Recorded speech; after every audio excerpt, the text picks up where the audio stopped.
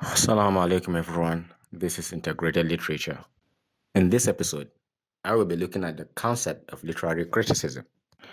The word criticism comes from the Greek word krite, meaning judge, because criticism judges between good art and popular art. Now, the history of modern theory ranges from the 1960s. It tries to establish or re-establish its isolated connection to history, philosophy, and language.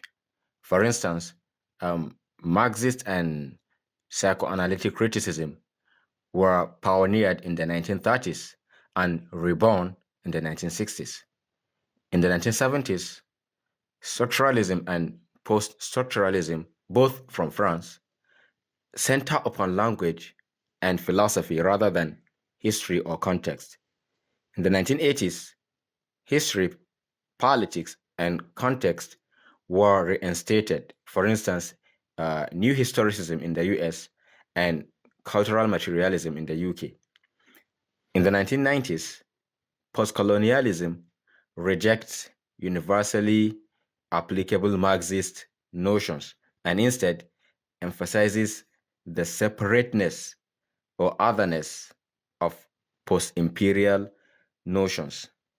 Postmodernism stresses the uniquely fragmented nature of contemporary experience. Feminism dissolves into a loose federation known as gender or womanism. So, from this timeline, the connection that was there between literature and history, literature and philosophy, literature and language was re-established in these theoretical approaches in literary theory. So criticism involves a lot of philosophy, a lot of history, and a lot of language. Now, criticism is an account of how literature is conceived. Criticism accounts for how literature is conceived, such as literature as inspiration, literature as imitation, as imagination, as impression, and literature as a form of ideology. Criticism accounts for these conceptions of literature. This means that literature can be conceptualized based on its contextual background or its symbols or devices that it uses. And the knowledge of criticism is what gives you this leeway to conceptualize literature in these terms or ideologies.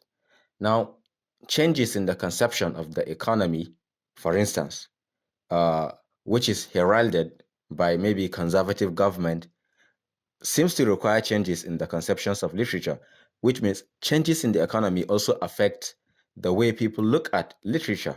For instance, in the Greek society, the alliance between criticism and economics was found uh, on the assumption that uh, money, the way money is thought about, also applied to poetry.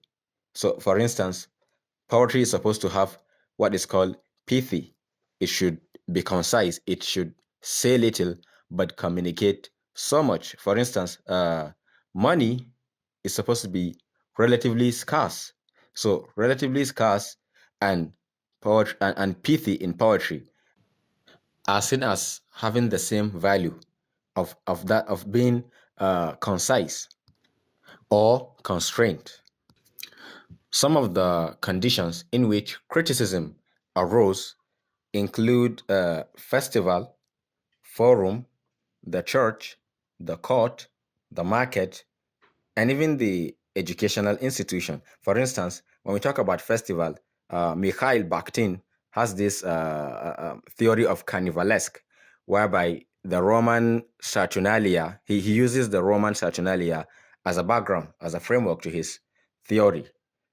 It's a festival whereby all the customs and traditions of a people are inverted. The king becomes the slave, and vice versa.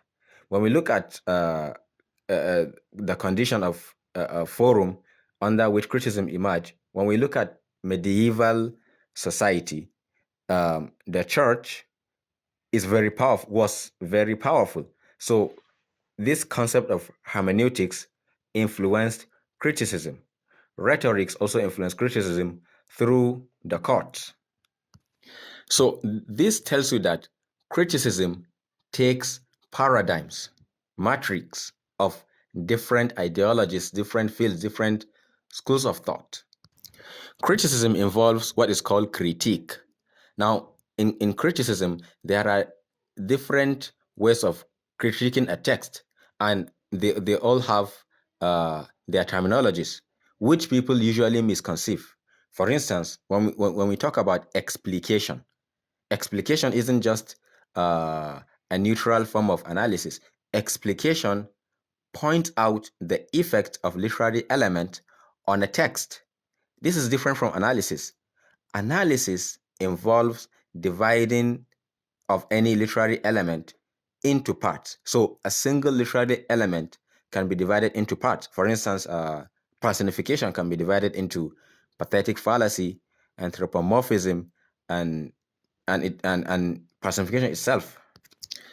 Also, analysis does not apply to uh, analysis of language. When we talk about interpretation, then it means we are now looking at language. So usually in criticism, there are terms that you use when referring to different forms of analysis. If you're analyzing language, then you are interpreting. Also, there's the analysis of the inspiration behind a text. This is called Xanaduism. Xanaduism is the analysis of text based on the inspiration behind the story or the poetry.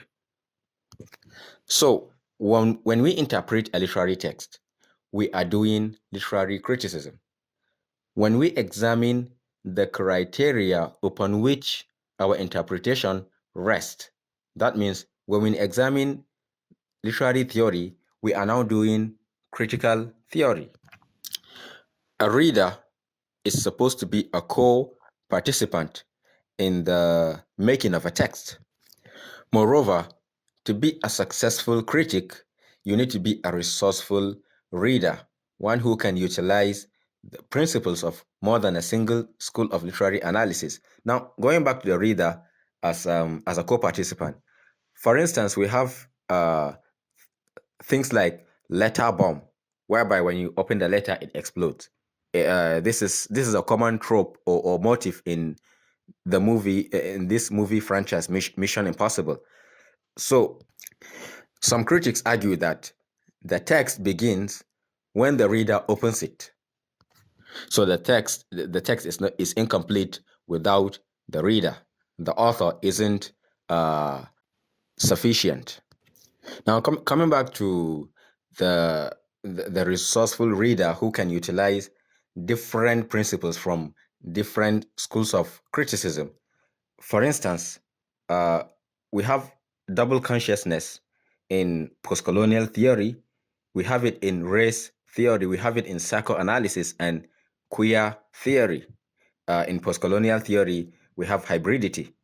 In race theory, we have language, the fact that the African culture influences the African American in his ebonics. In psychoanalysis, there is this issue of complex, the Oedipus complex or electoral complex. It talks about double consciousness.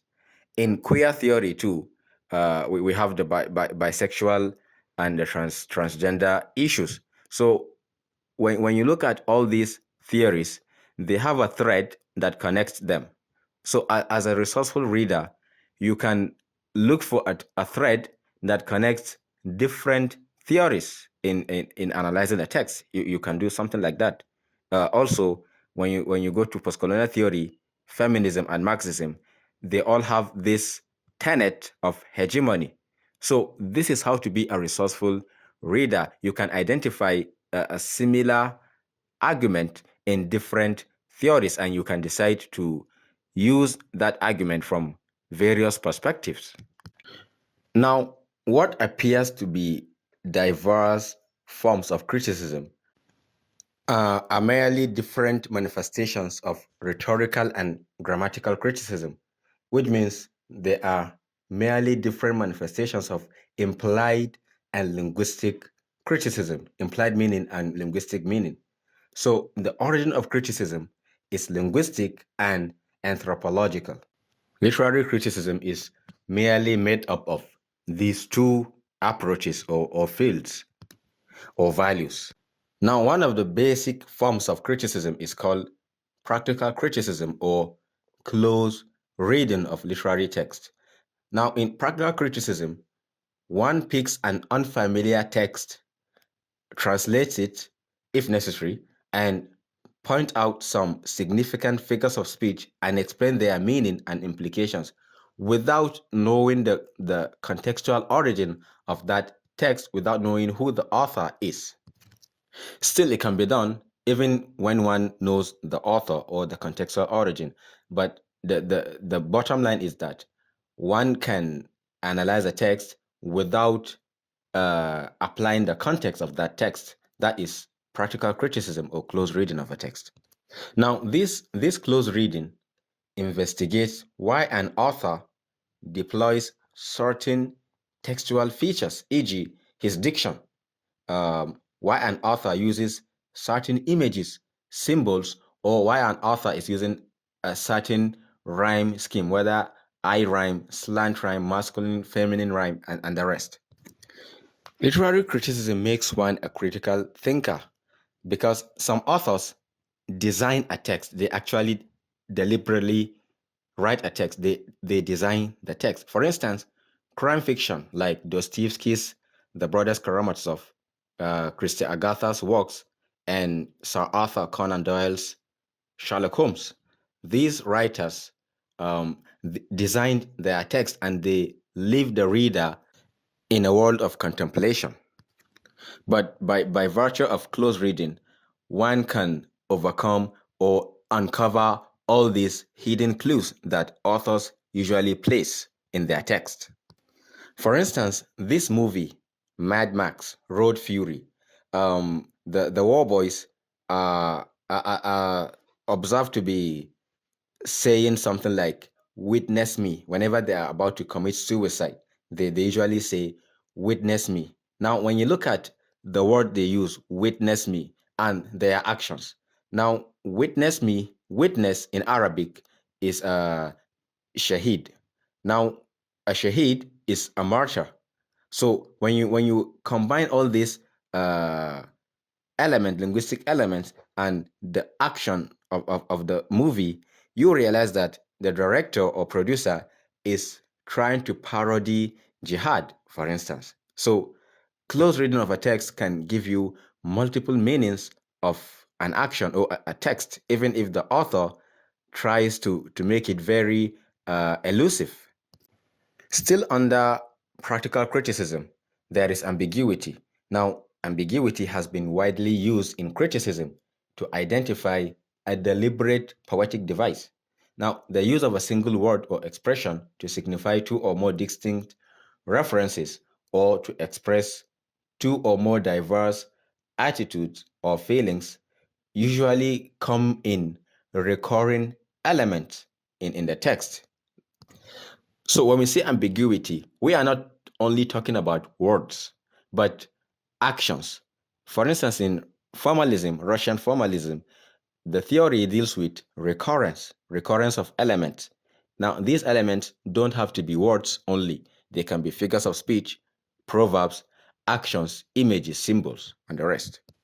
When one combines these things together, they seem to give an ambiguous interpretation, but when you still combine them together, they still give you another meaning. They may be ambiguous when you look at them individually, but by the time you combine them together, they can give you a new meaning. Now let's go to the next point. Criticism attempts to dissociate art from mystery and concern itself with how literary text actually worked. Now, literature was not pseudo religion or psychology or sociology, but a particular organization of language. Roland Barthes proclaimed and celebrated the death of the author. He describes the author as a figure invented by critical discourse in order to set limits to the inherent free play of linguistic meaning. What Roland Barthes is trying to say is that there is the author as a human being and there is the author as a writer. Now, the author as a human being is like a container of linguistic devices, of linguistic interplay. So whether the author is alive or not, his text would still exist because all the expressions in his text are in existence even if he were not alive. Now, that is why he says that the author is dead, meaning the words on the page exist independently of the author. I.A. Richards says that criticism should emulate scientific inquiry. That means it should differentiate emotive language from referential language. For instance, word usage. Now, this is also part of practical criticism. One should look at the syntagmatic relationship between words instead of the sense that a word communicates. A critic should look at the syntagmatic relationship. That means horizontal relationship, how subject affects verb, concord. Harold Bloom says that criticism is itself a form of poetry, and poems incorporate literary criticism of other poems. Now, what he means is that poetry, for instance, poetry uses language and at the same time critiques the language through its figurative devices. So, criticism also criticizes itself, is a criticism of criticism. So, like metafiction, we can also have meta criticism. Modern criticism has this tendency to pose and answer aesthetic questions in terms of the relation of art to the artist. For instance, what is called intertextuality. Criticism can look at the way the text battles with the genre that it claims to write on. So, criticism is not only about the words on the page, the textuality only. Reading literature as literature deals with classifying a writer, being aware of the writer's tradition, and how that writer is trying to subvert that tradition, whether the tradition of writing or the writer's sociopolitical milieu. Criticism involves all that. Now, the process of reading involves vast presuppositions. When one criticizes, one has to use prior knowledge, no matter the school of criticism one is involved in.